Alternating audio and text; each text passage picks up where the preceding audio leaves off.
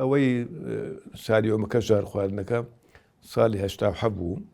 ئێمە ئەو وەختی حزبی سۆسیالیست بووین، بەڵام ئاشبوونەوەمان کرد بوو لە ساڵی نهایەت کۆتای 85-86ەوە. 87 چوینە منتقەی یاخسەمەر.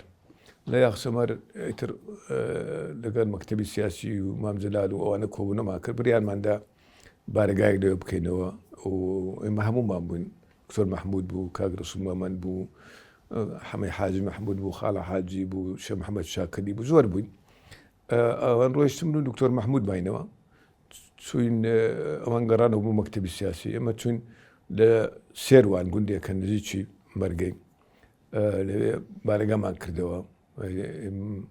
ئیتر ڕۆژێکیان هین بوو، شەڕ بوو بینی پێشمەرگە و هێزەکانی حکوومەتی عێراق و لە هەمان کاتژە نزیک لە ئێمە قەسفی تەیران هەبوو بینی عێراق و ئێرانە، شەڕی عێراق و ئێرانیش هەبوو. ئیتر چەند شەهیدێکمان هەبوو، بریندارشمان هەبوو، بڕیارماندا بچین سەردانیان بکەین. لەو ئەسنایەت دوا کەوت ئامادەکردنی مەراسیمەکە. ئەوانە چوو لە ماڵی مستەفا چاوڕەشی کە ئەو وەختی مەسئولی ئەو مەنتقەیە بوو و لە کاتی ناخواردنە ژارمان بۆ تێکرا بوو. لە کەس بوو سییانمان لەوێ شەهید بوون. ئێمە بە برینداری